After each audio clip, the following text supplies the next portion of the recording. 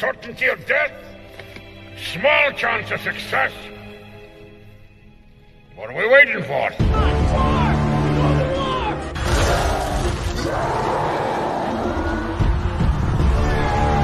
Fellas, I feel this is my lucky day.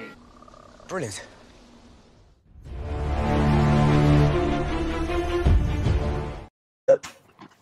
And welcome back to another episode of Rankers. Your series, and over here you saw last week on our 60s one, we got Austin on. What am I doing back here? This panel looks familiar. I recognize a lot of people on this one. I see them almost on a weekly basis. This is crazy. But it's the most wonderful time of the year. It's scary movie mode time. Let's talk some 80s horror this time. Let's do it. Next up, we've got Kevin. Kevin, how's it going? Doing quite well. We have had a busy day, but I'm really excited for this because this is one fun decade for horror movies. Mm-hmm. Next up, we've got Jordan. Jordan, how's it going? It's going good. Yeah, I don't really recognize any of these. A lot of strangers here. Yeah. All right. And last but not least, we've got Steven. Steven, how's it going? It's going well. Yeah, big Freddy fan, so. But with that being said, what I'll do first is bringing up the poll from how our viewers ranked the movies we put on last week for the 60s one. And as you can see, they agreed that the ones we had at top 3 belonged there. So Psycho, 9/11 Dead. The 60s Little Drop of Horror just sort of jumped up 5. The Birds sort of slipped down there. Then we had a 2-way Eyes Were Out of Face and Telltale How It Tied at 6. Then we had about a 4-way tie at number 8. That's about right. And then Black Sabbath only had 1 vote, so it ended up at 12. But with that being said, how this works was we're going to go around the board and each nominate a 80s horror movie I think belongs on the top 12 list of the 80s. And then everyone else will say yes or no to it on whether it belongs. And majority yes makes it on. And I'm going to go to Austin first. What is the first movie? Oh, man, me first? Oh, well, you know what? I think I'll just shoot for what I think is just the number one right off the bat. The top of the 80s. Got to be John Carpenter's The Thing, baby. The John Carpenter's The Thing. Not only the best remake of all time, but the best horror movie of the 80s. The greatest practical effects of the 80s. You got Ennio Morricone doing the score. You got Kurt Russell, Keith David, Wilford Brimley. The isolation is real. The paranoia is real. It's one of my favorite subgenres of horror. That is paranoia horror, not being able to trust the person next to you. But it's a dueling thing of horrors, man. You got the human horror of everybody turning on each other. You got this creature that can mold and blend itself with anything around it, including all the animals. The Thing is the thing, and the Thing is king. So let's put it at number 1 and quit playing around and jump right off the bat to number 1. But Kevin, what do you say about The Thing? I would say yes because it's one of the most amazing horror movies I've ever seen. You got a great talent of both Kurt Russell and Keith David, and of course this movie still holds up even if there is a prequel that with the same name, this still outshines that. So yes. Jordan, what do you say about The Thing? The Thing? I don't know about The Thing, because it's just a thing. Like, we don't even know what it is. Come on. No, like, The Thing definitely belongs. The Thing's one of the best. I actually saw The Thing for the very first time last year, and we did an episode of our show Blind Spots, and usually we try and come up with some pros and cons, and I couldn't come up with a single con for the entire movie. Like I tried to rack my brain, and I just couldn't do it. And like there's just some of the like really grotesque body humor. I mean body horror, in that, and then for some reason the thing that always gets me is is when he takes over the dog and like you have the like creepy thing of like the dog kind of like a disfigured formation. So yeah, the Thing's awesome. Yeah, I say it belongs. Stephen, what do you say about the Thing? It does make the list. You're You're muted. muted. Come on, Steven, get with the program. The Thing took over his body and took over his computer. What's going on, man? Right. Pay attention. Yeah, no, it's a very solid, well-crafted movie, and obviously also very influential. I mean, I remember there was an episode of The X-Files that was, very, like that, and so yeah. Nice. Yeah, the Thing was always going to be an easiest as well for me. This is what I also saw this for the first time last year, and it's just really great. Like Kurt Russell, John Carpenter. What more do you need? Hopefully, eventually, Christian Harloff will watch it. Yeah, right. Jordan, there is one con for the Thing. One con, it bombed at the box office because of E.T., which is a damn shame. Yeah, it didn't find the audience till later. That's the only con to the Thing, is that the people did not embrace it at the time. Of course. Yeah. But Kevin, what is the first horror movie you're going to bring up? Yeah, I'm gonna go with something. This sadly had the unfortunate of it being a sequel to a popular franchise, which it didn't need to, but it was originally designed to be an horror anthology. My pick is Halloween 3: Season of the Witch. I think this is one of the most fascinating horror movies that ever came out. It's finding its due now. I find it really scary because like it's instead of say like a horror Mike Wine, it's more of a cult. What are they considered? Witches, warlocks. But I find it's quite freaky, especially with that chanting song of "Happy, happy Halloween, Halloween, Halloween, happy Halloween, Silver Shamrock." It's quite haunting. So my pick is Halloween 3: Season of the Witch. Jordan, what do you say about Halloween 3: Season of the Witch? Yeah, I think Halloween season 3. I mean, 3 Season of the Witch, if I can talk. I think it definitely belongs. Like I just watched it actually this past week for the very first time. And yeah, because I told you to for our sequels episode. You're damn right. And like I was so anxious to see it that I skipped right over Halloween 2. I haven't even seen Halloween 2, so I got to go back to that one. But I was intrigued to see a Halloween movie without Michael Myers in it, and like Tom Atkins really did a great job kind of stealing the show, and then just seeing the way that these masks kind of took over people, and yeah, like it was a lot of fun. There's a great mystery involved too, so yeah, I say that it deserves a spot. Stephen, what do you say about Halloween 3? All right, I'm going to abstain because it's been a long time since I've seen this movie. But I do remember thinking that it was pretty bad. But that was a long time ago. Well, so. I'll dare you. Yeah. Dare you. And I mean, I simply just haven't seen Halloween 3. I mean, when it comes to Halloween franchise, I'm actually not sure which one I've seen. I'm pretty sure I've seen the first one, but that's about it. Eventually, I'll sort of catch up and watch them. But it does mean it's on Austin. Does Halloween 3: Season of the Witch make this list?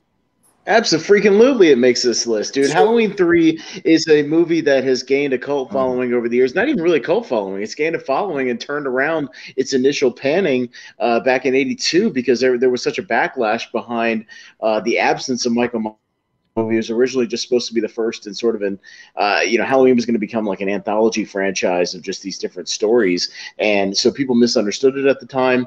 And it has one of the best scores of any horror movie of the 80s. It's amazing. It's really, really creepy, a great vibe, great ending. And Tom Atkins is the man. He's one of the great underrated actors of the 80s as well. More people should see it if you haven't seen it. It really is, if you can get over the absence of Michael Myers and just take it for what it is, which is just a great Halloween movie.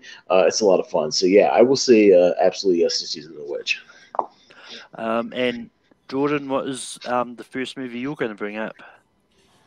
So I want to bring up one that some people might think is a little underrated, but speaking of Tom Atkins, he's actually in this one. So I want to bring the movie Night of the Creeps. So this is a movie that I watched for the first time about a month ago or so. So I've been doing a lot of catch up on my horror movies because I kind of grew up not really watching very much horror, but recently we've been doing all kinds of horror episodes. So I've been watching a lot of horror lately. And Night of the Creeps is freaking awesome. Like, it has great chemistry between the two main kid or teenagers from the movie, and then I got Tom Atkins. I think he plays their father, if I'm not mistaken, one of them. Yeah, right? he's the detective. He's just the detective. Okay.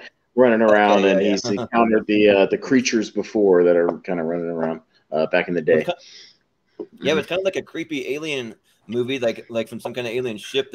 This like pod comes down and release these kind of slithery creatures, and I'm a huge fan of like movies where like people are just having a great time, some friends are just hanging out, or family members or whatever, and then chaos ensues, and it's just like total horror, madness, chaos, and this is kind of like one of those movies. And so I'm gonna nominate Night of the Creeps. Stephen, what do you say about Night of the Creeps? Wasn't there an episode of MST3K that featured this movie? No, it might have been. Incorrect. It was. I just want to remember their Probably something similar. I wouldn't be surprised. No, because I even remember the one of his lines like the good news is your boyfriends are here, or that is from it. Yeah, and because I remember thinking, usually MST3K do movies that I have not seen, but that was like one time I remember thinking, oh, I've actually seen that one. But yeah, I enjoyed it. I mean, I haven't seen it in a long time again, but I do remember enjoying it.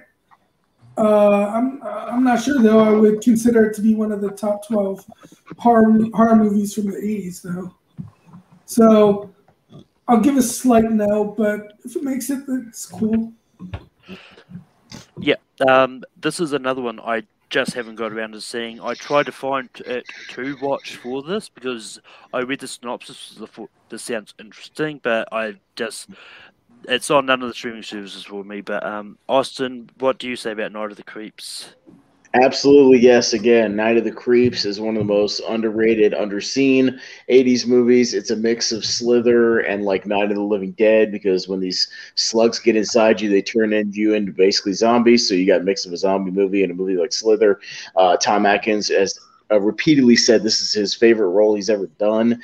He's a badass in it. And like Jordan was saying, the chemistry between Jason Lively and Steve Marshall is so good, and it's so well written in the first half that you could almost just watch these two guys doing college frat boy hijinks and just hanging out as friends, and I would watch an entire movie of it. It's directed and written by Fred Decker, who's a super smart guy who would go on to do the Monster Squad. So it's very smartly written. It's a badass movie. It has a Dick Miller cameo. What more could you want? Night of the Creeps rocks. Yep. And Kevin, it's on you. What do you say about Night of the Creeps? What I had to abstain. I've not seen this one. I tried, Jordan. I'm sorry. I tried. But one thing I actually didn't mention is I do have a rule on here, is that if people haven't seen it, then their votes don't count for the overall thing. So it does actually make this list because of Austin. Oh, there you go. Because Steven is the one that also seen it. So 2 out of 3 people have seen And 3 out of people said yes. So no, Creeps does happy make with this that. on. Hey, it deserves it, man. It's Yeah. more people should see it. It's great. Yeah, you guys got to see Great it. throwback. It's really good. Yeah, I know this one I really have to see. Yeah. But with that, we move over to Stevens. What is your first movie you're going to bring up? You're muted. Muted again. Come on, Steven, get with the program. He's got a slug from Night of the Creeps. Just went up in his brain. It's kind of messing with him. It's controlling him now. Yeah. Yeah, I don't know if the kids are downstairs are being loud or not, so that's why. Have you checked on the children, Steven? Yeah, have you checked on the children? Okay, so I'm gonna go with one of my not one of my favorite horror franchise, and not the original but actually my favorite, of course, is A Nightmare on Elm Street 3: Dream Warriors, which I think has the best imagery, the best, the cast is great. I mean, you have a young Lawrence Fishburne here as the janitor, and I'm sorry, he's billed as Larry Fishburne. Get it right, okay? Back in '88, you don't call him Lawrence then, all right? Yeah. And I actually think this is Freddy at his most frightening and certainly his most evil of all the movies. And the ending is kind of gutsy and it allows the movie to end in kind of a bittersweet note. So yeah, I'm going with Dream Warriors. Yeah, when it comes to Nightmare on Elm Street, I really don't know which sequels I've seen and which I haven't. I think I have seen them all at least once. Malcolm, I can run you through the plot real quick if you like, and if it'll jog your memory, I'll just run through the whole movie. If it's fine. No? Okay. Yeah. It's the one that takes place in the mental institute. Yeah, with the kids in the mental hospital, where I was going with this, I was going to say yes to it anyway, just because, because I remember, this is one of those ones, even though I've not seen them in a while, or even if I haven't seen them, I don't know. But it's one of those ones that I remember enjoying all the movies in the franchise, so I probably would have suggested all of them anyway. There wasn't really... But that being said, it was actually just put on Netflix for me today, so I haven't had a chance to actually rewatch it for this. But it's a yes for Nightmare on Elm Street Dream Warriors. Austin, what do you say about Nightmare on Elm Street Dream Warriors? It's high time that the world finally admitted that Dream Warriors is better than the original. As a whole, that everybody finally admits that, because it's not only more fun, it's got the same amount of scares as the original, but the production budget is through the roof for this one. It's got some of the best kills of the series, the marionette kill, the TV kill. You got really great characters. You got much better characters than the original. You bring back Nancy from the original, but all these kids all have a distinct personality. They're really good. It's a great premise with them having kind of superpowers in this thing to fight back against Freddy, so they're not completely helpless. Like you said, you got Lawrence Fishburne in there. John Saxon comes back as Nancy's dad. It's directed by Chuck Russell, who I might be talking about another one of his movies here in a few minutes. But Wes Craven came back to help write the script. It's just very stylized. You get the best of Freddy, the best of scary Freddy, and funny Freddy. It's a nice blend of both. Yeah, it's high time we realize that Dream Warriors is better. If you're going to put one Nightmare on Elm Street movie list, it needs to be Dream Warriors. Yes. Yep. But if that Nightmare on Elm Street 3 does make this list, Kevin, what do you say about Nightmare on Elm Street 3? Oh, I was still going to say, this one is really, really one of the best Nightmare on Elm Street films. One of the quotes I loved, especially is one line from Freddy. It's "Welcome to prime time, bitch." Yes. It shoves her head through the TV. Yep. And it has one of the most rocking theme songs for a horror film. Dream Warriors, don't want to dream no more. Stocking, baby, docking. Come on now. Docking.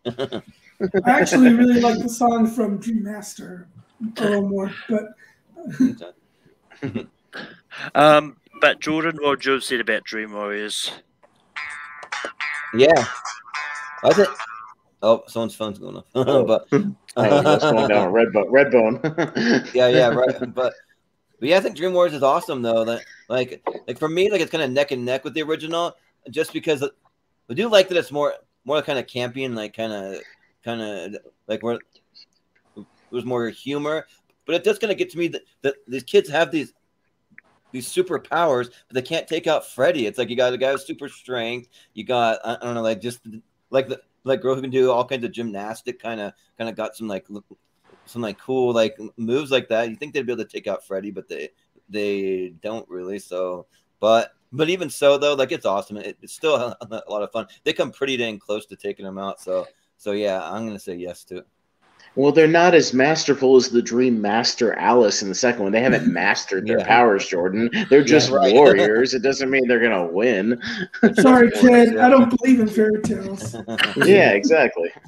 Yeah. But if that go, it's my turn to nominate one, and I mean I'm going to go for one that I know a lot of people now probably like the sequel more than this one, but the sequel did not come out in the 80s. I'm obviously talking about The Shining. I mean, The Shining is a classic for a reason. Like you got Jack Nicholson, who seems to have popped up a lot in horror movies that I did not know about. Like we talked about him at least once there, but he was about 3 different Roger Corman horror movies. But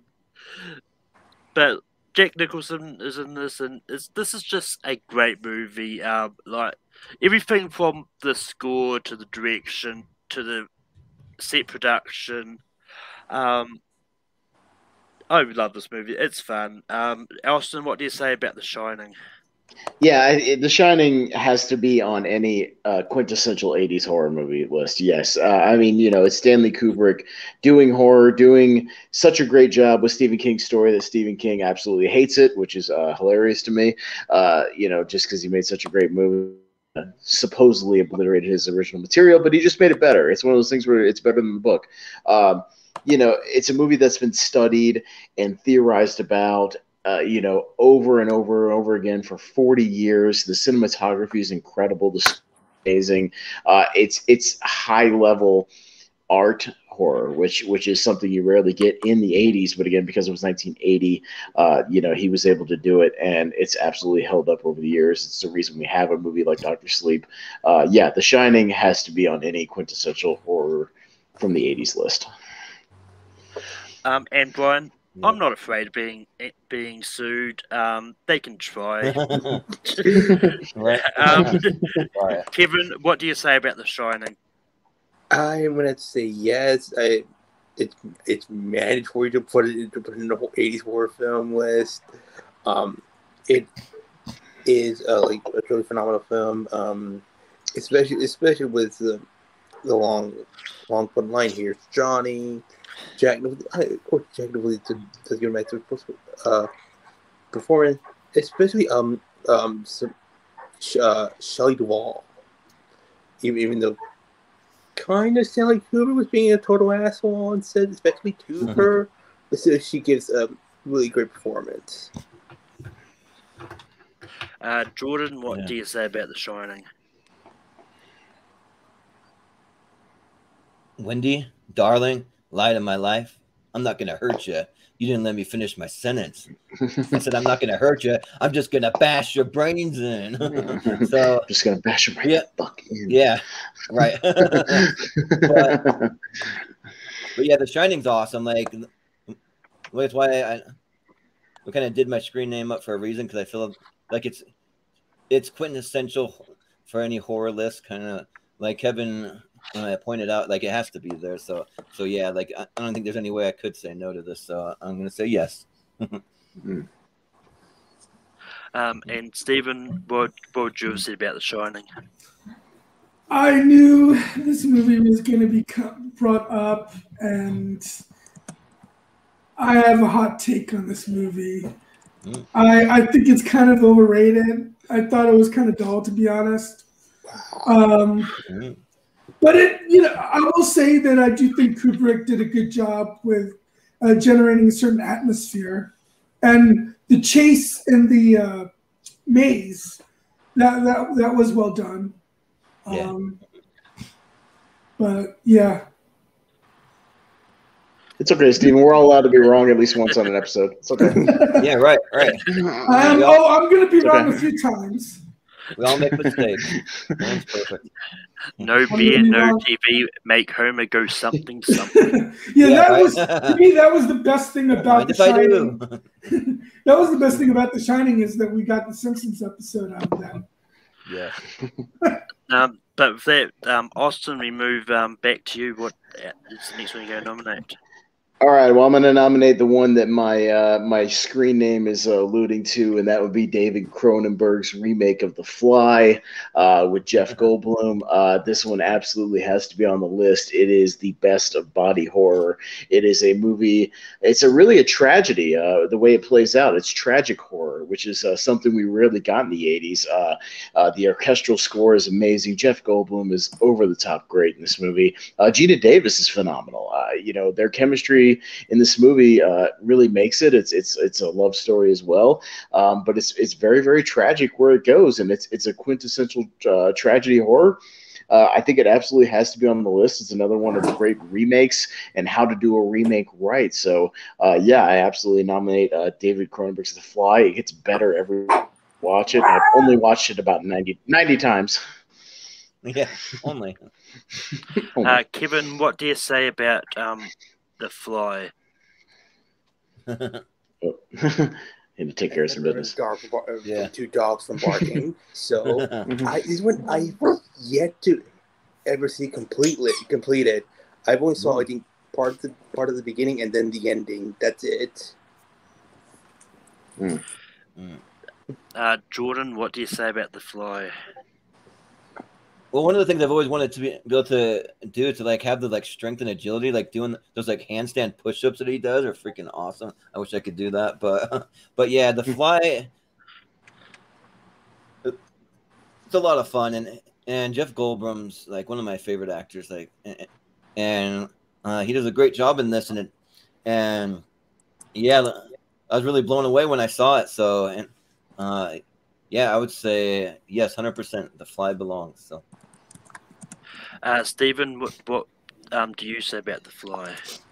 I'm in the same boat with this movie that I was with Halloween 3, with the key difference being I remember liking it instead of Halloween 3. Yeah. But yeah, I will abstain mostly because it's been so long since I've seen it that I don't remember too much about it, but I do remember liking it. Yeah. Also, I jumped the gun in the private chat. I hit enter when I shouldn't have, but I'm going to say yes anyway. Was always going to make the list. Yes. We knew it was inevitable. We knew it. Come on, dude. It's The Fly. Come on, man. It's awesome. Yeah. I mean, this is one that I saw for the first time early this year, actually.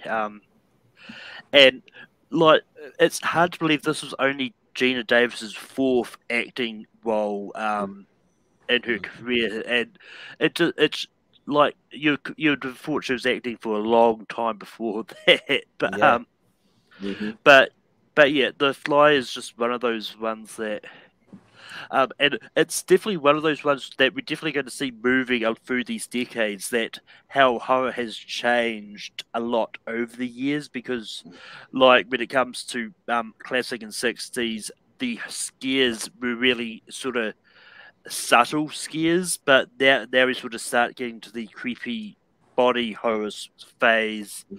But with that, Kevin, what is the next movie you're going to nominate? Well, I want to mention really quick, that's another episode that we got at Simpsons. Another movie we got a Simpsons episode out of. So, yeah. Not to mention that Saturday Night Live skit with Joe Biden. Oh yeah, right. Yep. The little fly on the head, yeah. This one I'm going to go with. I think one of John Carpenter's best, and that is Christine, the Killer Carpenter. I really find this one quite fun to watch for a horror movie.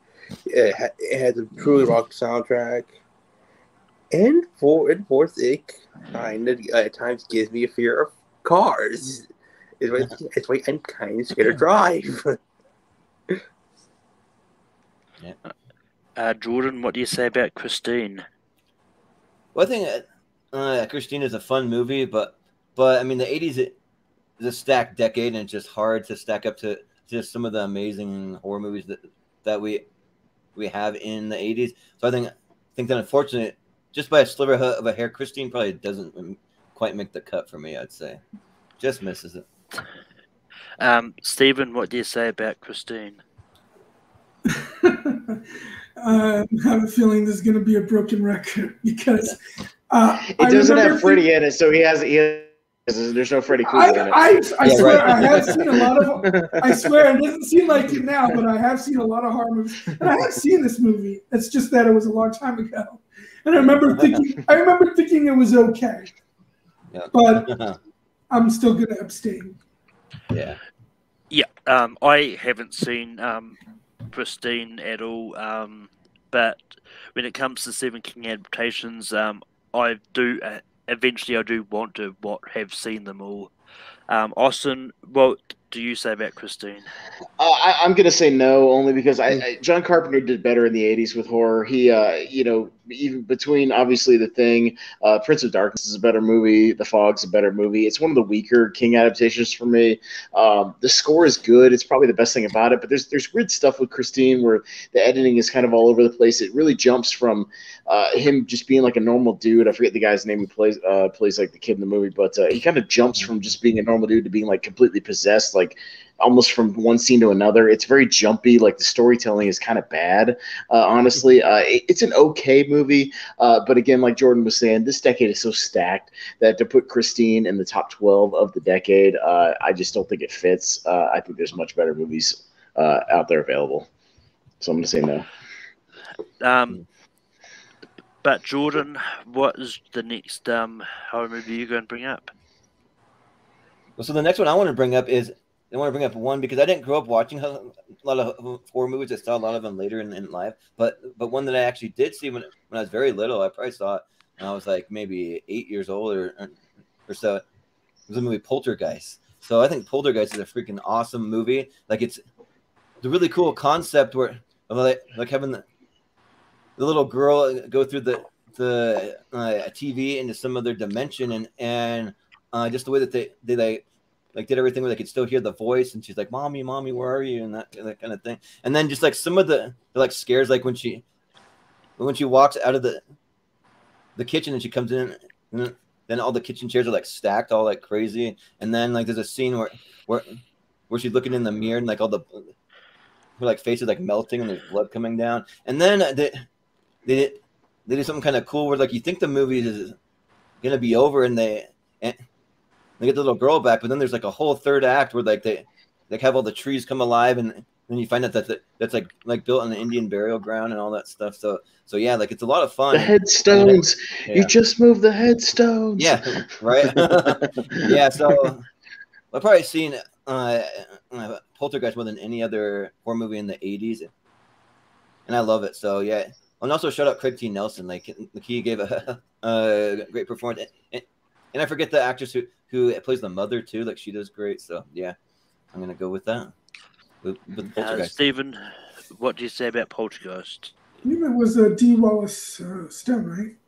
Plays the mother. No, it wasn't Dee Wallace. It was. I'm looking it up now. Joe Beth Williams. Joe Beth Williams. Yeah. Yeah, the scene that I always remember the most from that movie is so gross. Is when when someone's eating the cereal, and yeah, I like this movie a lot. I'll definitely say yes. And yeah, like I believe there's a urban legend out here that Steven Spielberg actually directed this whole movie. Right. He's very involved.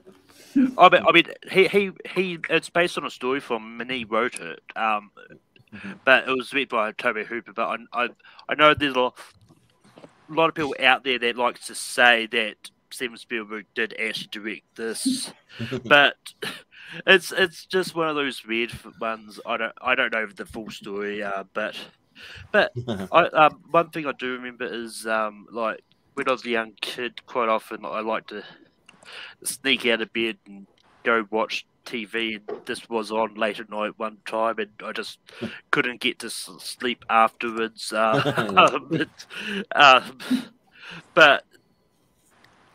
But yeah, I love Poltergeist. It's a great movie. It's a yes. Austin, what would you have said about Poltergeist?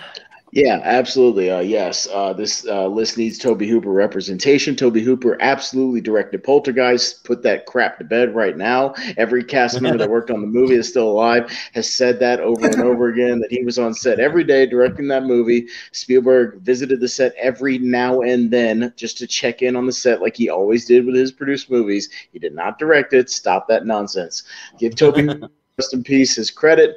He directed a great movie that proved that PG horror can actually work, because it's gnarly PG horror. It pushes the boundaries of what something could do. It's one of the movies that kind of influenced the PG-13 horror rating going into 1984. Yeah, it's great. I mean, the kid horror stuff sticks with you. The kid being eaten by the tree is one of the most frightening things I've ever seen in a movie to this day. And yeah, there's just fantastic imagery. It's a great production. Poltergeist absolutely needs to be on the list. Yes. Yep. And Kevin, what would you say about Poltergeist? I would have said yes. Another one of the influential horror movies. Todd the Cat. Also, the movie is alleged to be cursed. And I still find the clown quite creepy. So. Mm-hmm. And also too, like I don't think I can look at like a TV screen that has static on it anymore without thinking a movie Poltergeist. Every time I see that, it's like Poltergeist. They're here. Yep. Mm-hmm. But Stephen, what is the next movie you're going to bring up? I will bring up the it's got to be the first one because the sequels are in the 90s. So I will bring up Child's Play, which is actually a really well made and well crafted little horror flick, and the doll effects are actually really quite excellent, and Brad Dourif does such a great job voicing Chucky. Yeah, I've always liked these movies, and so yeah, I'm going with Child's Play. But yeah, I love Child's Play. It's just one of those fun movies for me, and this is and I mean, I know this is another one that I've snuck out of bed and watched this late at night one time, but but I mean, it's just one of those ones.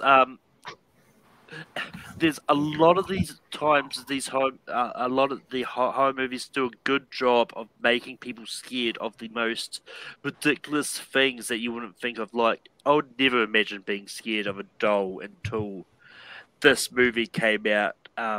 Although in my research, I don't think this was the first killer toy movie, but I think this is the first one that people remember, because I think there's a lot of unseen ones from the 60s that I've come across, that I came across in my research. But Austin, what do you say about Child's Play?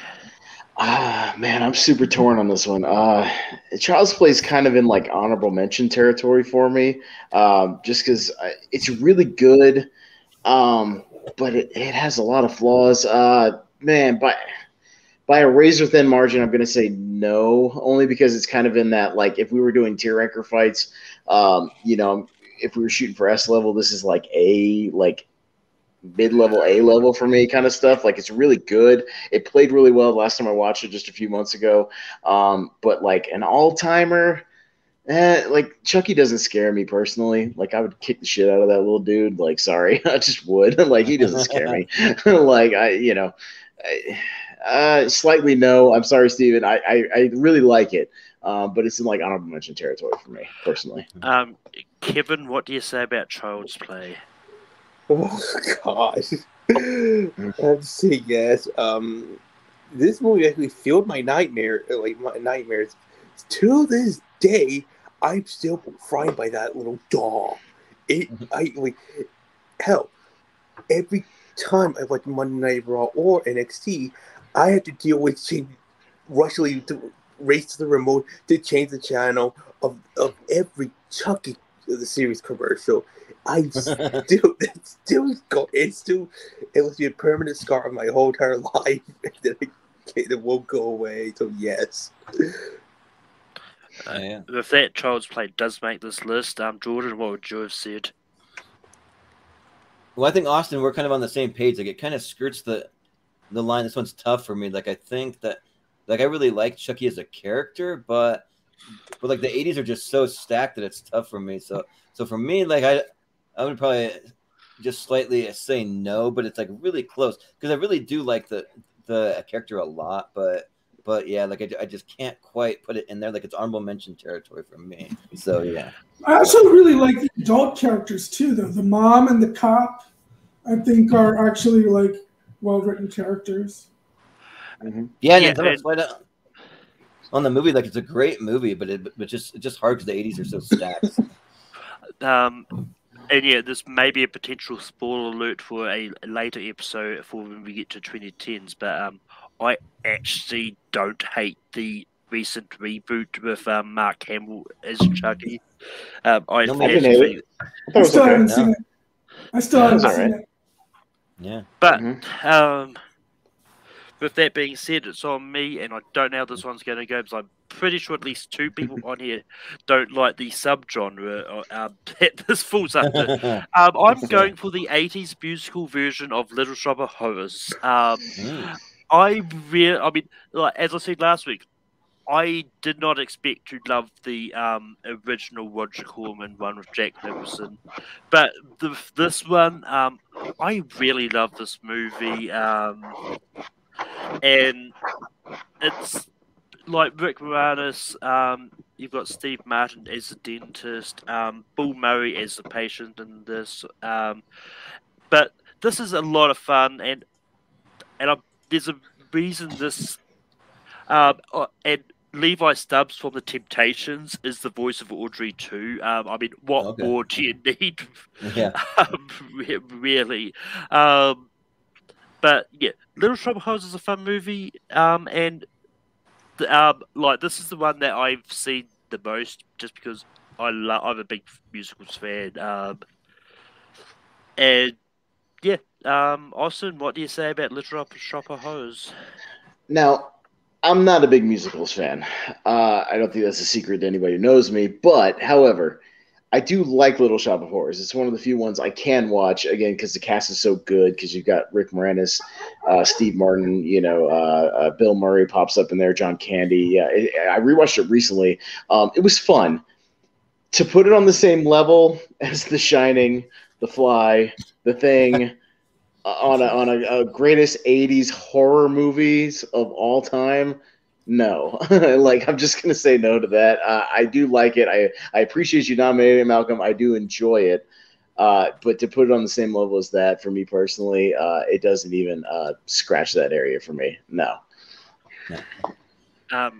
Kevin, what do you say about Little Shop of Horrors? I really like Little Shop of Horrors. I have so much fun, and every single time I always see a target plant in anything, I would say, feed me, Seymour. So I of course had to say yes. I'm a big fan of horror movie subcategory genre, like if it's horror action, horror comedy, or even horror musicals. I will go head on and watch it, and this brings me so much joy. I love this movie, so I'm gonna say yes. Jordan, what do you say about Little Shop of Horrors? Well, I'm not a very big musical fan either, and and like it's a great cast. Like it's a fun overall movie. I actually do like Little Shop of Horrors, but as an overall horror movie, I don't really think that it really gets there for me. Like it just not really scary. Like it's just kind of like Austin said, to put it on the same level as like The Fly, The Shining, The Thing, some of those all-time great horror movies from the 80s. I say no. Like it just doesn't really do it for me. So yeah, I say no. Which means it's all on Steven. Steven, what do you say about Little Shop of Horrors? You can get back into being right very soon. Yeah, You're right. wrong with your answer. I mean, look, that Venus flytrap did scare me as a kid, but like Halloween 3, like The Fly, it has been so long since I've seen it that I'm going to have to abstain. Oh. And with that, unfortunately, it doesn't make this list because, like, even with the dash vote, it's a tie. I'm not letting things get going on a tie. But we move over to Austin. All right, I'm going to go with another movie that I have been championing, for years, and it's another remake. But it's a remake that should be in the conversation with things like The Fly, with The Thing. That is 1988's The Blob, directed by Chuck Russell, director of Dream Warriors. The Blob, written by Frank Darabont. None other than Frank Darabont. It's a great script. It looks amazing. The practical effects of The Blob are absolutely incredible. Some of the best effects of the 80s. The kills, out of this world, unbelievable. Phenomenal character actors throughout the movie. You got Shawnee Smith, Pre-Saw. You got Kevin Dillon. You got Art LaFleur. You got, I'm forgetting his name, but it's Dale from The Walking Dead is the sheriff in the movie. Lots of great recognizable people. It's a movie that's so good, and I'm finally glad it's finally getting its due. It's finally getting an audience. It deserves to be on the same level as some of these other movies. I'm going to shoot my shot for The Blob because it gets criminally overlooked, and I wanted to get some love here. Fingers crossed. Kevin, what do you say about The Blob? I would say yes. I've actually seen this remake, especially the first one was as a kid. It came across the TV, and it freaked me out. But watching it now, like I'm still amazed by it. I especially still kind of freaked out was they actually do kill a kid in this movie. Oh yeah, there's that, and then there was the sewer scene. Scene where it sucked. I think one of the government agents down right to the sewers. It was like wow. So yes, I'm going to say yes to The Blob. The Blob. Jordan, what do you say about The Blob? Well, this movie's tough because it's kind of borderline for me, but like because the few memorable kills, but it does play into the fact though that I like just like a bunch of people hanging out, having a good time, and then something just comes in to throw a wrench into things and chaos ensues. So I think by razor thin margin, I'm actually going to say yes to it. Like I think that it does belong. Like it's a fun time, and it's something kind of different that like you don't really see in really like too many other horror movies. And so yeah, I'll say yes to The Blob. Steven, what do you say about The Blob? I haven't seen it, and I was a little disappointed to hear that they changed the setting from the original, which I have seen, because the original Steve McQueen Blob is the only movie, well, the only big Hollywood movie that actually took place and it was partially shot where I live in Downingtown, Pennsylvania. Nice. Mm-hmm. And yeah, I simply haven't seen this. But once again, another movie that The Simpsons have parodied. Yeah. Well, what haven't they done over the course of 30 years? You know what I mean? Pretty much everything, right? I mean, there's at least one they haven't done, which I'm probably, if it gets back to me, I'm probably going to nominate. Sure. Kevin, what is the next movie you're going to nominate? Next movie I'm going to nominate is actually, I think this one, I think it's one of the most iconic ones, and it's finally lately going to come back in its proper way with HBO series coming out, and with it being just really on Dead by Daylight. I'm talking about Clive Barker's Hellraiser. This movie is disturbing and quite really frightening, but I love this horror movie. Even including some of its sequels. But I'm going to go for the first one. Jordan, what do you say about Hellraiser? Yeah, Hellraiser is one that I avoided for a really long time when I was a kid. Like, I remember seeing just like the cover of it, and it really scared me just seeing that cover alone. And like, it's something like what I'm looking for in a really good horror movie is like, one, for it to be entertaining and like fairly well written, and then two, to actually really scare me. And this movie actually, like, probably above almost any horror movie ever made, this series really, really scares me. And like, it's stuff where I've had nightmares about this movie before, and like, it was a really cool world that they made. So yeah, I say yes, absolutely. Hellraiser deserves a spot. Stephen, what do you say about Hellraiser? I gotta admit, I kind of like the second one a little bit more. You know, I thought, because it's so much of it takes place in hell, that I thought it was kind of cool. This one's all right. If it makes it, it's fine. I don't love it, and we actually only have 3 spots left, so I'm gonna say no. Yeah, I'm in the I watched this for the first time this week, actually, in preparation for this.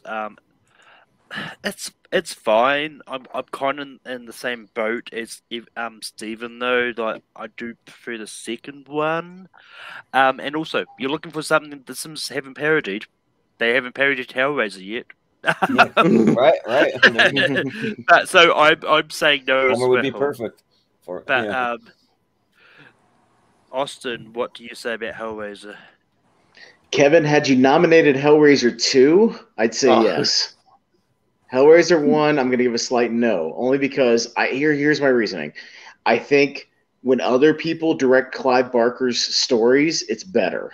So when Tony Randall directed Clive Barker's material for Hellraiser 2, when Bernard Rose directs Clive Barker stuff for Candyman, et cetera, like, when other people are directing Clive Barker's material, I think it's better. I think Clive Barker just slightly misses the mark. I like Hellraiser, but I think it kind of drags here and there. It gets a little wonky. The second one, I think, is a lot tighter. I think it handles the material better. Like we said, the hell world that they show in that one, really, really creative. They get even better monster designs. The Cenobites look great.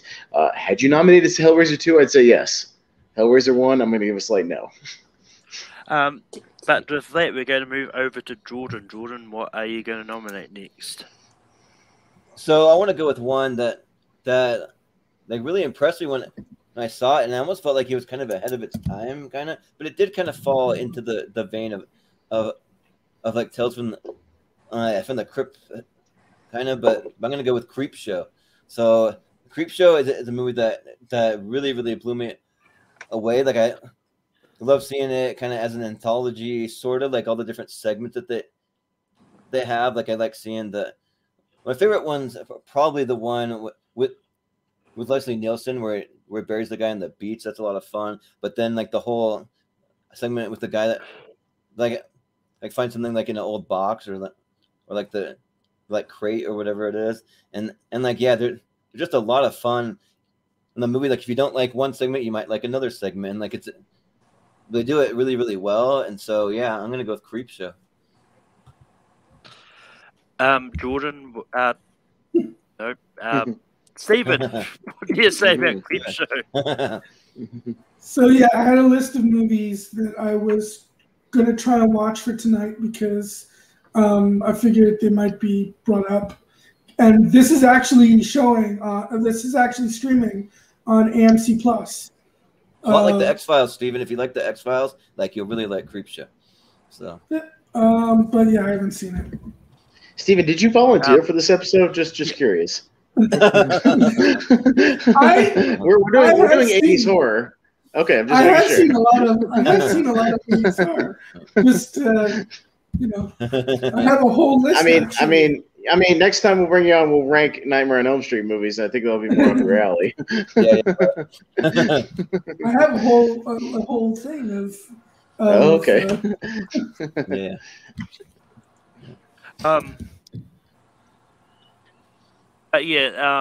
I also haven't seen Creepshow. I mean, like when it comes to like anthology movies, I'm kind of curious, but this is one I've been curious about. And yes, it's definitely one I do want to check out because I think Shudder's doing something with Creepshow at the moment. But, oh yeah, they got a series, yeah. Yeah, they got a TV show. AMC just right now is showing their season 2 of it. Oh, nice. Mm-hmm. But Austin, what do you say about Creepshow? Yeah, I say yes for Creepshow. I'm a sucker for anthology movies. They're just great in the way they're laid out because if you're not digging whatever you're watching at the moment, you wait about 15 minutes and another one starts up. It's pretty great. And, you know, and there's really good stuff here. You get to see Leslie Nielsen being a villain, which is awesome in one of the segments with Ted freaking dancing. You get to see Stephen King hamming it up in one of the segments. He's a lot of fun. The segment with the cockroaches is one of the grossest, creepiest things I've ever seen. It's just horrifying. But even the opening stuff with the birthday party, when you see it, you'll understand what I'm talking about. But Creepshow is a lot of fun, and for 1982, it just amps up the fun. You have a good time with it. Yeah, I think we need an anthology movie on this list, so I'm going to say yes to Creepshow. And Kevin, what do you say about Creepshow? I think this was one of the best anthologies, horror films. Has a really talented cast, especially writing wise as well. So I'm going to say yes. I'm going to say yes to Creepshow. I really like this one. Mm-hmm. And Creepshow does make this list. And we move over to Steven. Okay, so we don't have a lot of horror comedies on this list. We don't think we have any, actually. So I will go with, who are you going to call? Ghostbusters. I was obsessed with this movie as a kid. I loved the animated series as a kid. And it still holds up, I think, and it's still, great. The four guys are just so great together. I love Ghostbusters, so that's my next pick. But yeah, I like Ghostbusters. It's fun, but this is one, and I know that I did have a discussion with Jordan about Jaws from the 70s. Ghostbusters is one I personally don't consider a horror movie. While yes, it deals with ghosts and all that, to me it's more of like a sci-fi action fantasy type thing. Because and I know IMDb is not a barometer of anything when it comes to genres, because genres can be interpreted what you want anyway, but they don't actually list horror as one of the comedies. It's listed as action, comedy, fantasy, and sci-fi. But it's a good movie. I'm just going to say no, just because I don't consider it horror, but I'm not going to hate it if it makes the list. Austin, what do you say about Ghostbusters? Same reason. It's not that I don't like Ghostbusters. I love Ghostbusters. It's in my top 64 movies of all time. It's not a horror movie.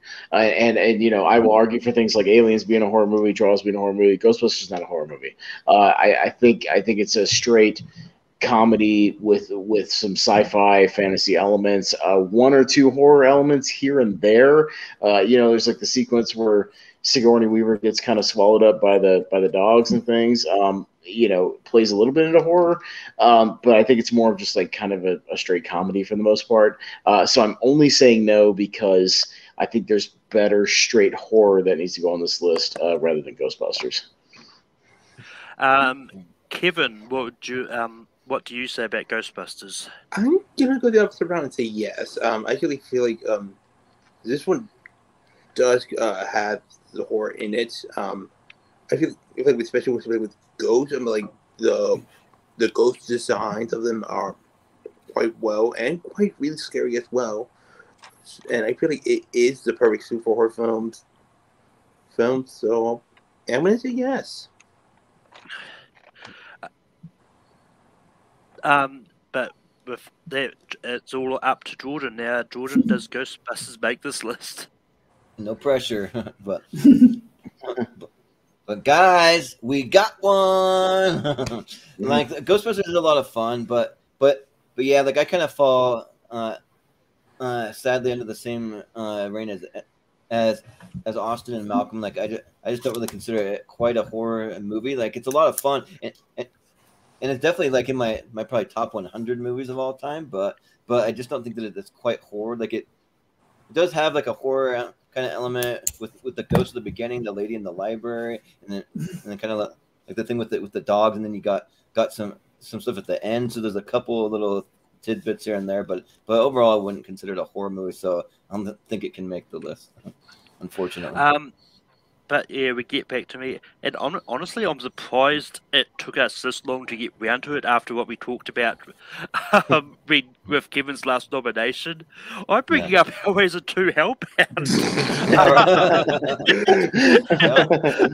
I mean, we pretty much talked about the sequel, so I'm not going to say much about it, but this is just a fun movie, and I know Jordan's seen this this week. I've seen it this week. Probably for different reasons, but similar as well. But Hellraiser 2 is a fun movie. I really love it, and yeah. Let's do this quickly. Austin, what do you say about Hellraiser 2? well, I can't go back on my word given what I said earlier. So, I will say yes to Hellraiser 2 because, again, I think if we're going to have a Hellraiser movie on here or Clive Barker in general represented, I think Hellraiser 2 is the best representation of his vision put on screen. Again, I think it has more elements. I think it's just more entertaining overall. It has a better pace, and it just expands on the mythology, which is what I always appreciate about a good sequel, which is what Hellraiser 2 is a good sequel. So yeah, as I said earlier, if you'd said Hellraiser 2, I'd say yes, so I'll say yes. Kevin, what do you say about Hellraiser 2?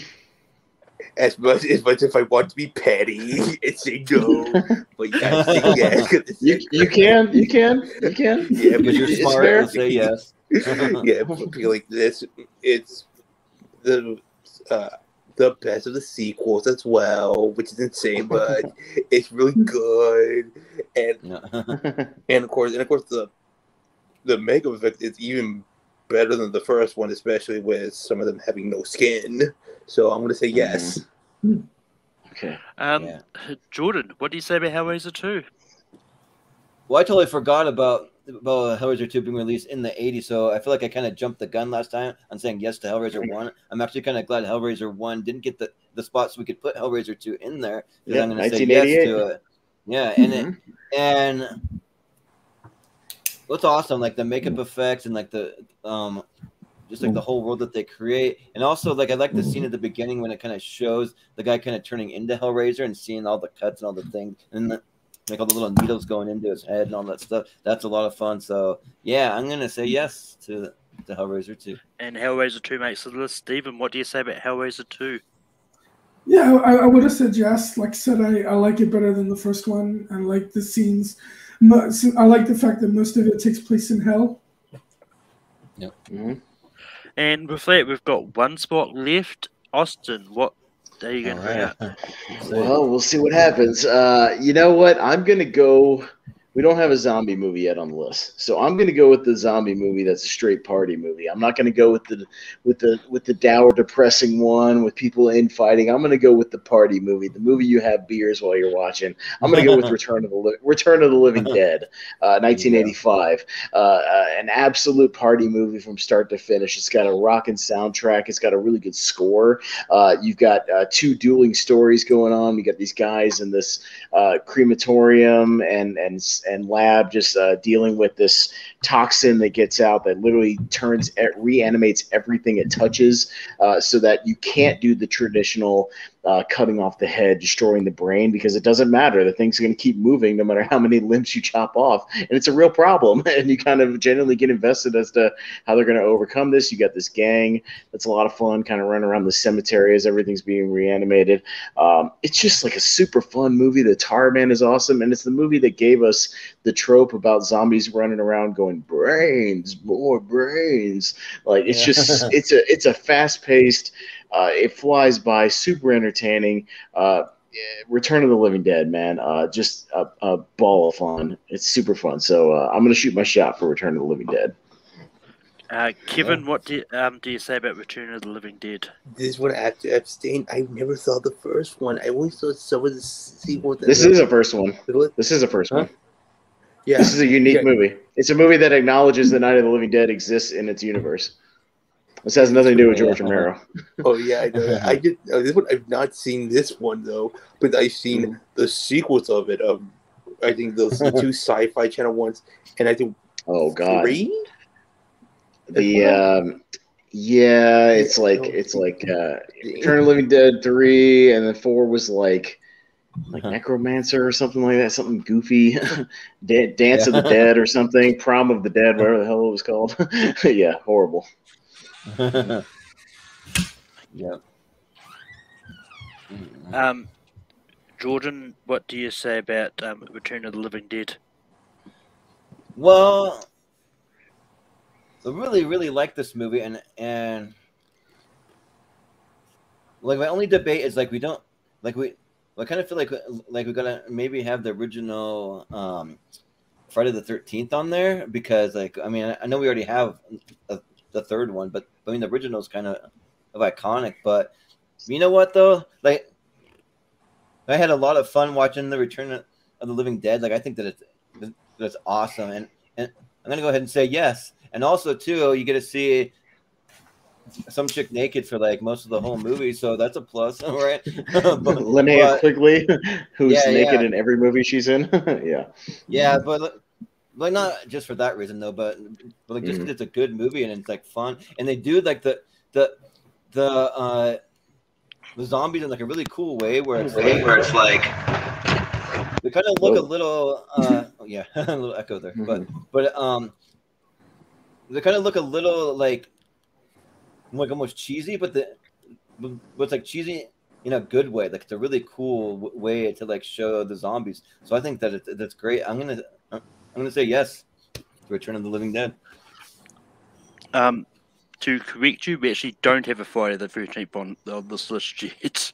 No, We've got Nightmare Elm Street 3, you've got Halloween 3, but anyway. Okay. Stephen, what do you say about Return of the Living Dead?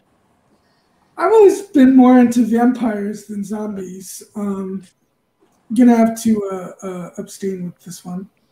Oh, I meant to say that the Nightmare on Elm Street. Yeah, man, that's the one I misspoke there. So but anyway, I also haven't seen this, but this is one time the rule isn't actually going to work in the favour, because only 2 people have actually seen this, and one of them was the person that nominated it. So I'm not going to do it that way. So with that, Jordan, we move over to you for your next nomination. All right, let's see. I'm gonna take one quick glance at my list, because I thought that one was gonna make it. Is it Kevin next? Yeah. Right next. Is it Kevin next? I just went. Kevin is next. So. Okay, gotcha. Okay. Sorry, Jordan. Yeah, Kevin. So I'm torn. I'm torn between go with a Friday the 13th film or an action sequel. I'm gonna go with the latter and say, my pick is James Cameron's Aliens. Yeah. I love this one. Love this film. This I think still holds up its frights. Especially even as a horror action film. You have a great talented cast of the late great Bill Paxton, Lance Henriksen, Sigourney Weaver, and I forgot his name. Crap. Michael Biehn. Yeah, Michael Biehn. Yeah. But for such iconic quotes, including and especially You could read your mind. some kind of quotes from Bill Paxton. So my pick is Aliens. Yeah. Well, for me, for me, like I love Aliens. I think Aliens is freaking awesome. But I just saw one other movie on my list that I want to try to nominate. But and also to the, I feel like Aliens makes it to the top of like every single list every single time. It's always there. It's like an automatic in every single time. And I kind of just want to see something different. And I do think that's borderline horror. Like I don't think that's a total horror. Like it's like more than not, it's a sci-fi action movie. It does have elements of horror, but it's kind of like Ghostbusters. It's not really a full horror movie to me. So I can't nominate. I got to say no. Stephen, what do you say about Aliens? Well, I mean, it's always making it in because it's a great movie. Makes it every time. I was borderline on whether to include it as a horror movie too, but you guys kind of convinced me to count it as a horror movie last night when I watched a little bit of the tournament fights. Yeah. Because I wasn't sure, but I think it does count as a horror movie, so I would definitely say yes. Win our show, it's going to win everything it does. But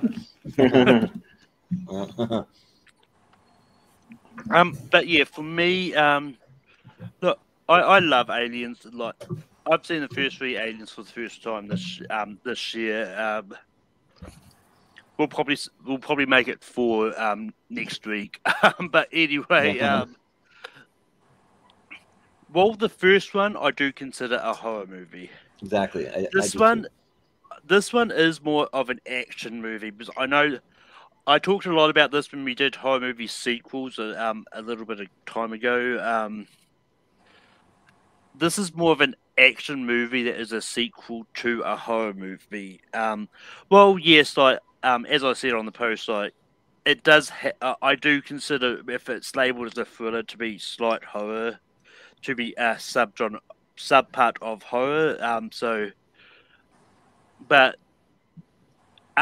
there is definitely a couple that aren't here, which I think should be on this list. As much as I love Aliens, I'm saying no, which means it is on Austin. What do you say about Aliens? Isn't this interesting? Isn't this look at your list, interesting? Austin.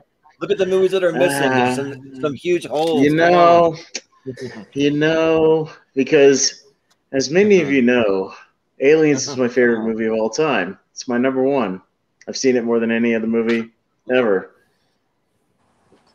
However, having said that, for the sake of diversity on this 80s horror movie, and because there's so many other great horror movies I want to see, and I don't want the show to end just yet, I'm going to say no and betray myself. Yes, I'm going to betray my number 1 movie and say no just to keep this thing going. I threw the wrench into the mix. Don't you love it? I betrayed my own movie. But we all acknowledge it's one of the greatest movies of all time. But look, it's one of the greatest. It's my favorite movie of all time. But I want to see more straight horror on this list. Let's do it. Let's keep nominating. Let's see what else makes this final spot, and let's keep throwing them out there. Let's keep going. But with that, this time we're going to go to Jordan. Jordan, what's the next movie you're going to bring up? Yeah, so I want to nominate one that I think definitely deserves a spot on the list. and I want to talk about An American Werewolf in London. Like, I think that movie definitely, without a doubt, deserves a spot on the list. Like, it's one of the ones that I saw recently too, and it blew me away. Like, it's a lot of fun. There's some good humor in there. Just like him just like running around London, kind of just like doing his thing, and I feel like it kind of has like a little bit of a shocking ending to it too. That really great ending to it, and yeah, like it starts out kind of like you don't know really what's gonna happen. I mean, other than the title, you know, there's gonna be some werewolves in it, but you don't really know how they're gonna come across. And like just seeing him transform is a really awesome transformation scene. So I got to go with American Werewolf in London. Stephen, what do you say about American Werewolf in London? I've seen An American Werewolf in Paris, which is terrible. Those leaps and bounds better. Yes. I looked around to see if this is available to stream, and it's only available on Amazon to rent or buy. So I wasn't able to see Physical media is king. Physical media is king. Yeah. Exactly. Yeah. I mean, it's one of those ones like for me, there's only limited spots where I can go to rent physical media as well.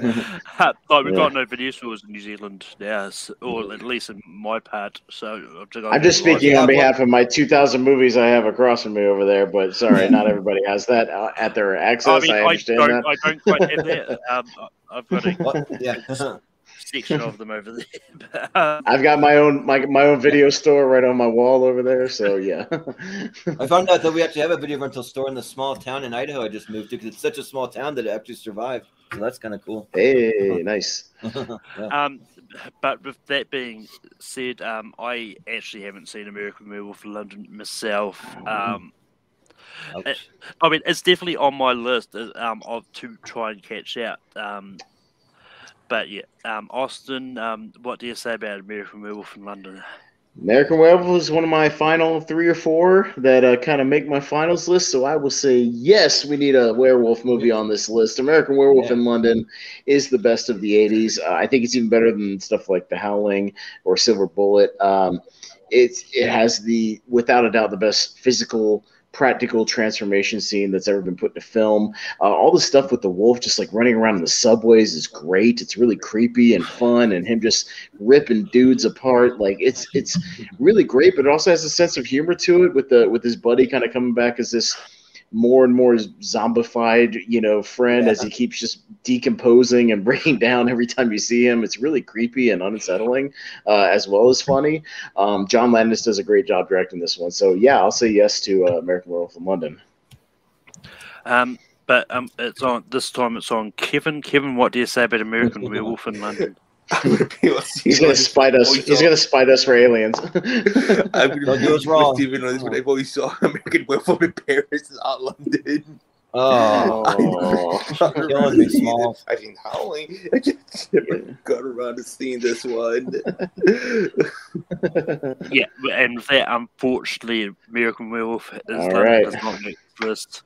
And we move over to How many movies you guys have seen? Like, what movies have you seen? Let's just go through them. Come on. Jordan, I've seen everything, obviously, but these guys, you put together a panel of people who haven't seen anything. It's ridiculous.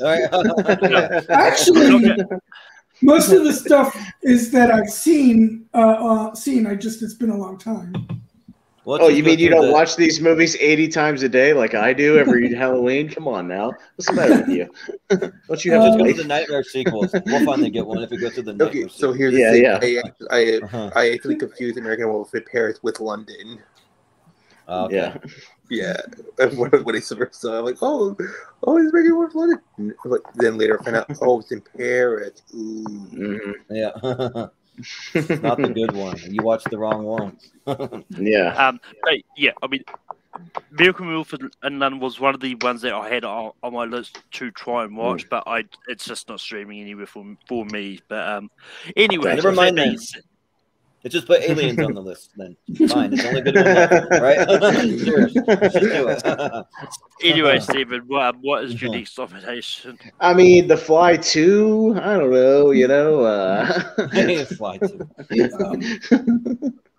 Well, I was going to try and go for a vampire movie, but instead I'll go in with The Stepfather, which has a really great performance from Terry O'Quinn, and I think it's a really good movie. And I was a big fan of Terry O'Quinn from Lost, so when I saw that he was in this, I decided, I'll watch it, and yeah, he's really great in it. So really creepy. I was hoping you were going to go with the vampire movie because I haven't seen The Stepfather. And I suspect I know what that vampire movie is going to be, but we'll find out if it's one I'm thinking about. Austin, what do you say about The Stepfather? Stepfather's fine. Terry O'Quinn really is the one that carries that movie. He kind of makes it what it is, which is it's at its best maybe like a B+ movie. It's a good concept. He does a good job carrying it. I love the stuff where he's confusing his own identities as to what job he's on at the time, and he's calling people by the wrong name. And he's forgetting what his name he's going by. It's creepy enough. The opening scene is great. But like it's all right. Stepfather's okay, but one of the greats of all time, top 12, no. Kevin, what do you say about The Stepfather? I've never seen The Stepfather. And Jordan, one film I never came around to seeing. Yeah. Jordan, what do you say about The Stepfather? I've actually never seen The Stepfather either, so it's one of those ones that just slipped my list. But I've seen the remake of it though, and it was bad. It was really bad. So yeah. So it's on me. There's one spot left. I've got 3 movies I want to nominate. 2 that are in franchises. One that's not. I might go for the one that's not a franchise one. See what happens. Because this is the vampire one I think Stephen was going to go for. I hope. But this one was released in 1985. It was directed by Tom, not Spider-Man Holland, and it's got Chris Sarandon. I'm talking about Fright Night. I watched this for the first time this week. Fright Night is about this kid who gets this new neighbor, who turns out to be a vampire. I really enjoyed this movie more than I probably should have. But this was a fun movie, and the year it was released is a good year because that's the year I was born. Austin, what do you say about Fright Night? Man, I'm torn on Fright Night because Lost Boys is my favorite vampire movie from the 80s. Fright Night's like second. I did rewatch it. I got the Blu-ray recently. I did rewatch it. It didn't play as well for as me this time around. I don't know what it was. I think it was the kid who's playing Charlie Brewster. Just his performance was just all over the place. Like I don't think he's very good. This is one of the ones I prefer the remake with Anton Yelchin. Same. I kind of do. I mean, it just didn't play as well as the Yelchin and Colin Farrell one. So just because of that, I'm gonna give it a slight no. Kevin, what do you say about Fright Night? I've not seen the original one. I've only saw the remake. Yep. Jordan, what do you say about Fright Night? Well, I've not seen the original either. I only saw the remake, and the remake's freaking awesome, though. I saw. Well, one thing I just want to say about it real quick is that I saw the remake in 3D. If you ever get a chance to see it in 3D, it's actually one of the best made 3D movies that I've ever seen. Like they really kind of do a little slow motion added to the 3D when they do the things that pop out of the screen, and it looks great. It looks really clean, but I haven't seen the original stuff. Stephen, what do you say about Fright Night? I also have only seen the remake. Well, it wasn't the one I thought you were talking about. Yeah. All right. Right. That final slot is tough. All right, we're right back around. Okay, so Maybe we should have just Should've put went with aliens on the aliens. list. You know, right? Yeah, I know. I could have just done that and ended the show. All right, I'm gonna go. All right, I'm gonna go with another super fun movie that you can just have a blast with. That takes a lot of the horror tropes and kind of flips them on their head. I'm gonna go with Stuart Gordon's adaptation of the Lovecraft story of Reanimator. Reanimator is just a bonkers, batshit crazy movie with this guy, Dr. Herbert West, played by Jeffrey Combs, who's got this little green formula that he's using to try to reanimate dead bodies after they're already dead. And of course, things go terribly wrong, as they do.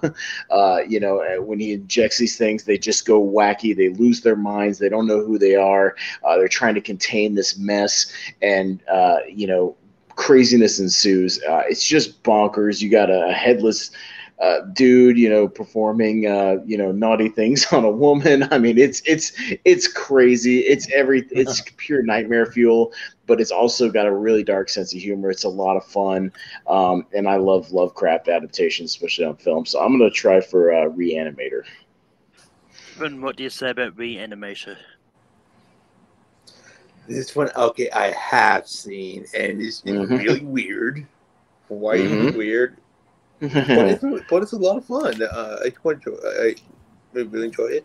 So I'm gonna say yes. Yeah. Jordan, what do you say about Reanimator? Well, unfortunately, I haven't seen the Reanimator. It was on my list when we did our best 80s horror and a show for tier ranker fights. And I just didn't quite have enough time to squeeze it in, so I haven't seen it. So can't comment. Stephen, what do you say about Reanimator? This one I haven't seen. Which means it's on me. And this is the Die Hard movie. That's not a Die Hard movie. If you get that reference, you know what I'm talking about. And I love this movie. This is fun. I'm saying yes. It's making this. Yeah. All right. There you go. I got it. Got him. That's it. Got We finally him. did it.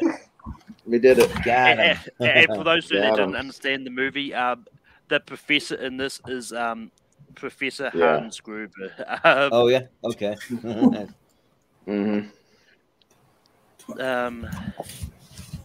right. All right. So now we pull out the.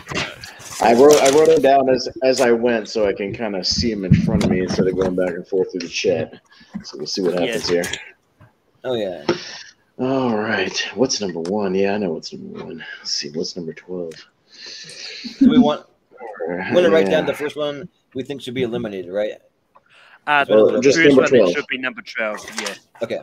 Yeah, but we do honorable mentions first, right?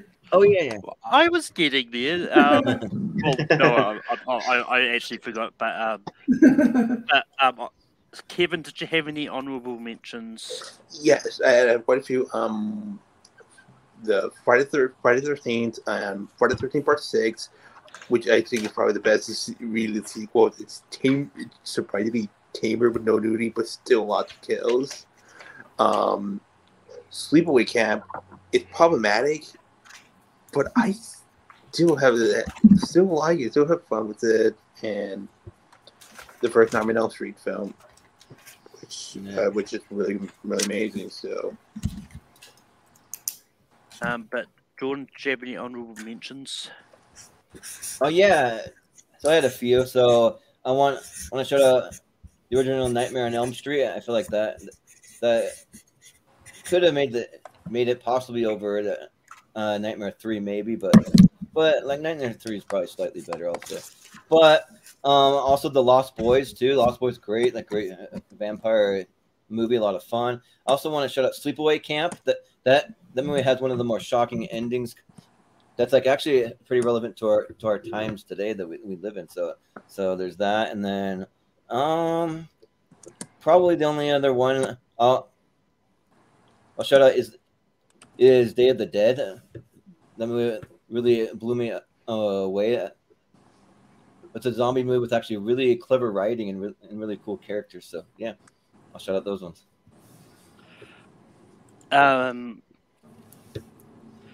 But Stephen, what honorable mentions did you have? Well, the vampire movie that I was thinking of bringing up was The Lost Boys.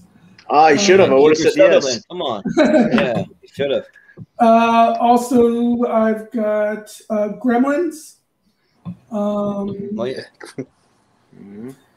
The Hidden. I like that movie a lot. Although I guess that one kind of borders on maybe not being horror, but it sort of counts, I think. Let's see. Nightmare on Elm Street 4, The Dream Master, is the other one from that franchise that I like a lot.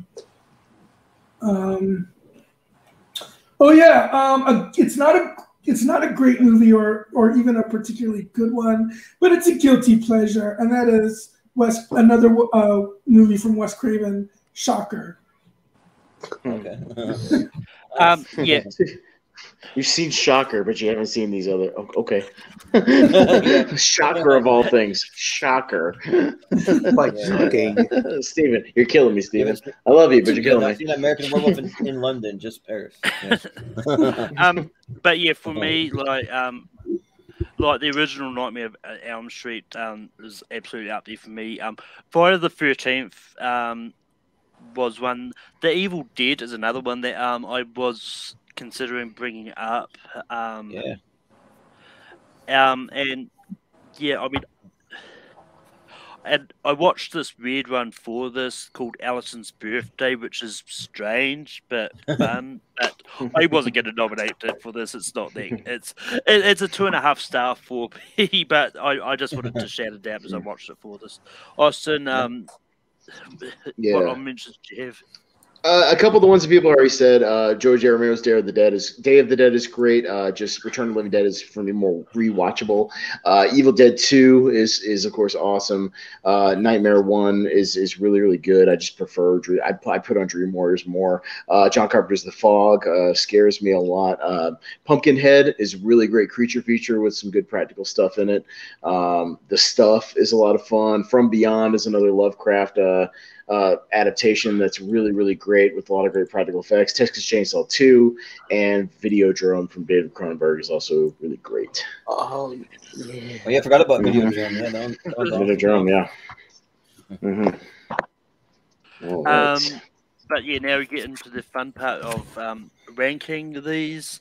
Just to recap what the ones we got.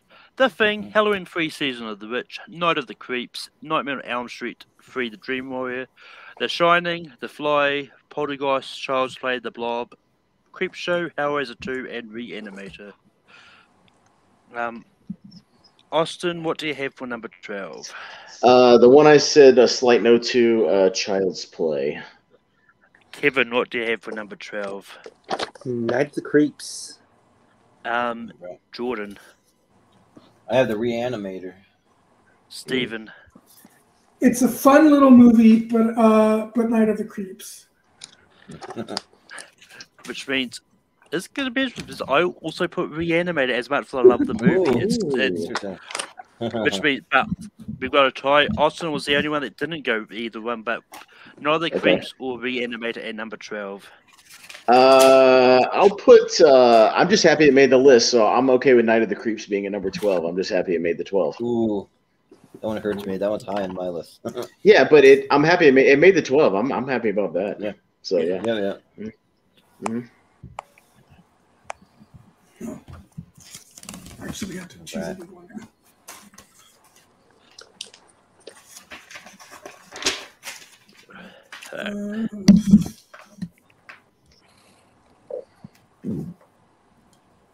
But this one was easy for me just because I didn't have to change anything. Yep, same here. But Kevin, what do you have for 11? Creepshow. Okay. Creepshow. Jordan, what do you have for 11? I have Reanimator. Stephen, what do you have for 11? Hellraiser 2. I've still got Reanimator. Austin. I didn't change mine. Child's Play. But Reanimator is going to be 11. Hey, it made the list. I'm happy. It made the list. It made the 12. Reanimator's awesome. All right. Some of these that I haven't seen, I will see this month because I am going to try and watch as many horror movies in October. It's okay. I'll be your life coach, Steven, just like I did with Jordan. So feel free to consult me. I'll let you know what to Yeah, you watch. can consult him, and he knows a lot. Like he's a good, like, what do you call it, master and apprentice kind of thing. Yeah. I mean, secretly, it's why I decided to do the horror movie series. So Yeah. I've got an excuse to watch some horror movies I've never seen Right. before. Yeah, right. A lot of fun. And it's one of those ones like, as time goes by, I find that I've seen more and more horror movies, and because I know 90s, I've seen a lot more. Same with me. And I think I've definitely seen a lot in 2000s, 2010s, which is going to make those decades hard for me. Jordan, but what do you have for 10? For 10, I have Child's Play. Stephen? I stuck with Hellraiser 2. I went for The Fly. Austin? Wow. Blasphemy. Child's Play. I'm going to stick to my guns. And I stuck with Creepshow. All right. Child's Play is going to be number 10. Child's Play. And this is where I say I'm just glad it made the list. Yep. Yeah. I'm cool with that. Yeah. Yeah, I mean, I'm glad it's on the list. I wouldn't think it's like top 5 or anything. That's Yeah.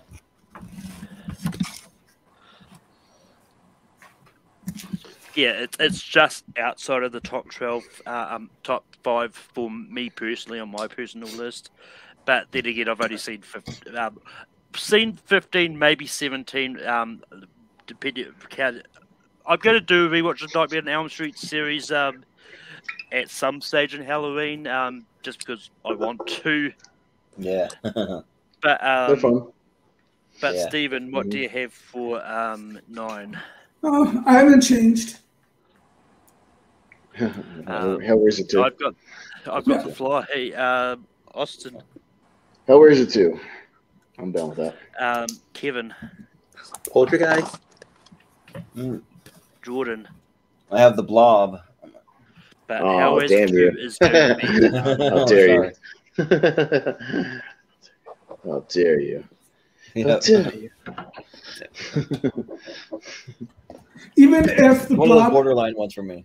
So even if the Blob is amazing, I'm still mad that they changed the setting.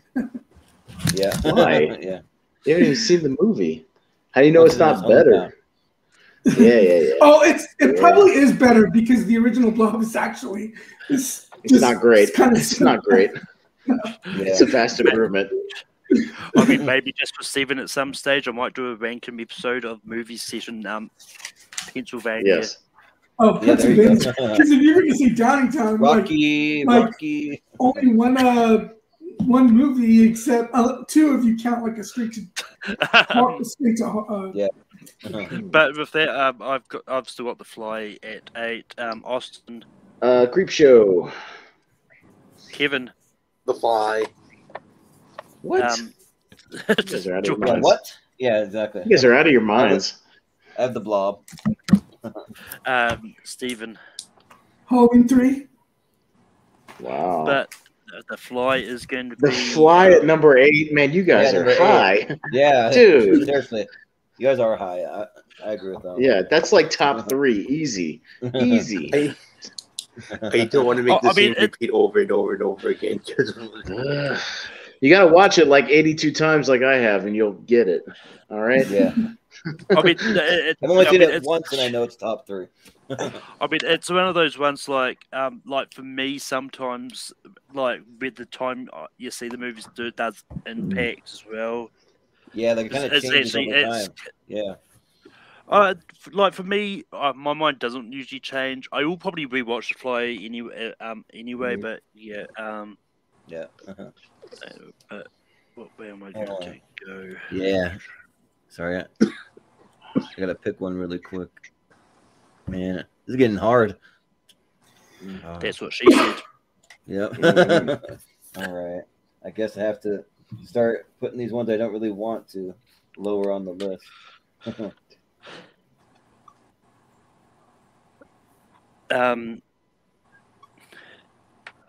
But with that, Austin, what do you have for 7? I'll switch it to Halloween 3. Let's try that. Kevin, Creepshow. Jordan. At Hellraiser 2. We already said Hellraiser 2. Yeah, Hellraiser 2 made it at 9. Jordan. Sorry. Yeah. No, it's all good. It's all good. Then, yeah, I guess I'll just go with Halloween 3. Sure. Stephen. Halloween 3. Okay, there we go. And just because I haven't seen it at this point, I'm going to start doing that Creepshow. But Halloween 3 is going to be 7. Yeah. Shoot.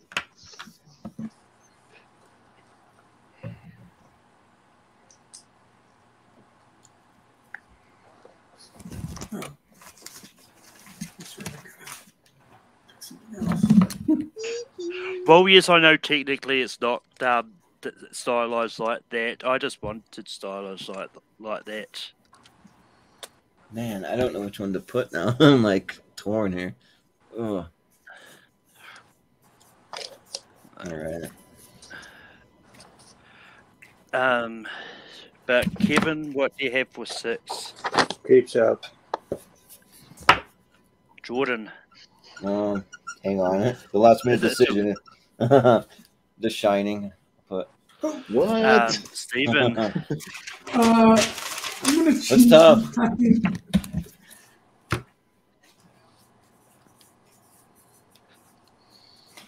I don't even know if I Shining. feel comfortable with that. The only reason It's nuts. the only reason There's the no- only reason I didn't put The Shining in is because I didn't think it stood a chance. I read of Creepshow. Austin, what do you have for 6? Creepshow, you guys are stupid for trying to put The Shining at number 6. You guys are idiots.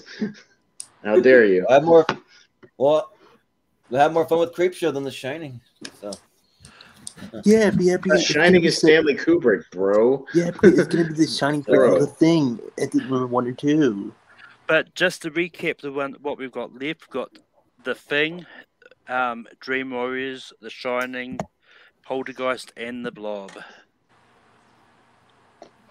all right. And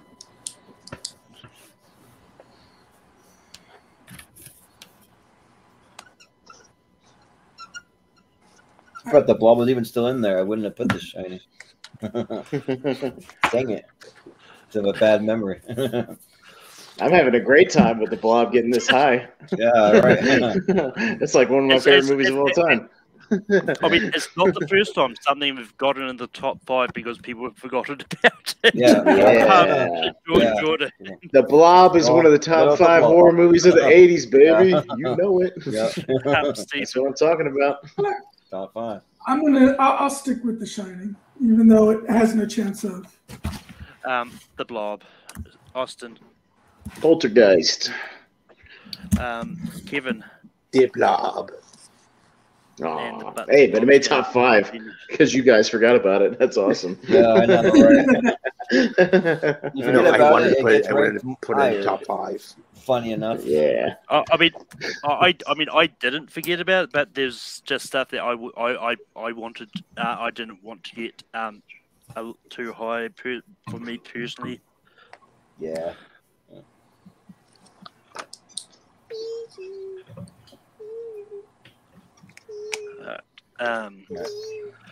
But for me, at 4, I've got Poltergeist. Austin. Poltergeist. Kevin. Poltergeist. Steve, The Shining. Jordan. And Stephen. The Shining. Ooh, Poltergeist. That's fine. It's top 5, so I'm happy with it. I love Poltergeist. Poltergeist is at 4. Now we move over to 3. La la la la la la la la. Oh, that's probably going to end up being number 1. I forgot about that. I know what my number 1 is. Number 1 with a bullet. Same here. Same. Number 1 with a bullet. Yeah. But Austin, what do you have for 3? I'm up first. Dream Warriors. Kevin, Nightmare on Elm Street 3. Jordan, The Shining. Ken, on. Stephen. Shining. Malcolm? I have got one of those two. I've got Dream Warriors. Hey, Honestly, excellent. You made the right decision. You made the right decision. Good job. Man. I'm actually surprised it made it this far. So I'm happy Yeah. that it made it this far. You guys are high on Jack Nicholson. Woo. Well, What, The you got Shining one fan? has Hot been, take. dude. There's documentaries about The Shining. Like it's studied to this day. It's bonkers. Doesn't Stephen King not even like The Shining though? Like he doesn't. Yeah, like he made his own it. version, He a hates it. TV movie that's horrible, and he thinks it's better, which he's an idiot. Yeah. I love Stephen King, but you're an idiot. He made a Well, good movie. I was specifically hoping Nightmare on Elm Street 3 would end up at number 3. Yeah, right. Yeah, exactly. I was hoping either for that Damn or right. Halloween 3 to be on number 3. But this time, Mhm, instead yeah. of going for our number 2s, they're going straight to number 1s. Oh, number Which one. one's Oh, number okay. one? Sorry. And it's Oops. either All right. The Thing Yeah. or The Shining. Okay. Put your number 1 up there Gotcha. with a bullet. Mm-hmm. And I mean, I at least know what. And I think I at least know what some people are going because I think they Yeah. mentioned it. But Yeah, I think I mentioned it once or twice. Yeah. but Kevin, what do you have for number 1? The Thing. Jordan, The Thing. Let's go. Stephen, The Thing. We're unanimous. always the contrarian. I read The Shining. Ooh, The Austin, Thing, man. Of course, it's the thing. of course. Yeah. I mean, look, I love the Thing, but it's just one of those ones that I like The Shining more personally. But that being said, the Thing is Much still like gonna be what's his number name says it in Cabin in the Woods. Soon you will come to see things my way. Yeah. one. But with that being said, our top 12 horror movies of the 80s. At 12, we've got Night of the Creeps. At 11, we've got Reanimator. At 10, we've got Child's Play. At 9, we've got Hellraiser 2 Hellbound. At 8, we've got The Fly. At 7, we've got Halloween 3 Season of the Witch. At 6, we've got Creepshow. At 5, we've got The Blob. At 4, we've got Poltergeist. At 3, we've got Nightmare on Elm Street 3 Dream Warriors. At 2, we've got The Shining. And number 1, we got The Thing. All But- right. But all in all, Nicely done. Nicely done, everybody. But all in all, it's not a bad list. But Yeah. next week we're moving into 90s. You may see some of these people back. You'll see some fresh faces for sure. But until next time, Austin, we can be people find you online. I forgot to do plugs. Oddly enough, all over Jordan's channel, the Movie Hero channel, I co-host with him all the time. So, I mean, you see us on his channel a lot. Like I said, this panel kind of here is very familiar to anybody who watches that frequently. I know we've been putting it off. I know we've been saying we're going to do it this day. We're going to do it this day. Tomorrow night with the Bullet, Jordan, we're doing the Norm Show, right? We're doing it. We're doing tomorrow. it. We're doing it. Saturday Night Live, our live from Movie Hero show, our tribute to Norm Macdonald. We're gonna do it. He needs a proper tribute. That's what we're gonna do tomorrow night. So just hit the notification bell for the Movie Hero channel. Just look up tier ranker fights, tournament fights, all that good stuff. Podcast league now, and yeah, come join us. And Kevin, we can build for you online. You can find me on twitch.tv/darkroom119. I plan on streaming soon. Just been taking a long break from it. Also, Darkman19 on Instagram. And also, you can find me on yesterday's episode of video pop quiz of The Incredibles on Video Drew's YouTube channel. And also, I think it's gonna be posted soon. My debut match in movie Battlegrounds against a guy by the name of crap. By the name of crap. Nice. He's apparently one of the writers of This Roll Down. Jeremy. Yeah, Jeremy Adams. Yeah, apparently he's I never heard of him. I fear he's making a comeback match. I'm pretty sure I can take him. Not knowing his history in that, but I think I could take him. But I'm just going to slip in here. Talking about movie battleground, you can find my movie battleground match. It's just come up there. I faced someone on this. With that guy? Yeah, Yeah. that guy. Yes. But Jordan, It was a fun apart match. from that, Funny you should mention movie battleground. I also had a match that I whooped ass in. Whooped a guy by the name of Jacob Barber. Yeah, sent him back in. And I got another match coming up soon. So I'm coming for that crown. I'm going to kick all y'all's asses and take all y'all out. So let's do this. Yeah. But you can find me all over the Movie Hero Network. We actually have a few episodes coming up. So we're going to be doing this upcoming Tuesday. We're going to be doing best title characters from horror movies. So just best characters from any horror movies. We're going to be doing a tournament of all of those. So that should be a lot of fun. Then a week this upcoming Friday, we're going to be doing our spinoff show, Tournament Fights Battles. We're going to be doing our favorite actors of all time. Actually, Malcolm's going to be on the panel for that one. So that should be a lot of fun. And then just two more we have coming up. We're also going to be doing Best 2000s Comedy. Malcolm's also going to be joining us for that one.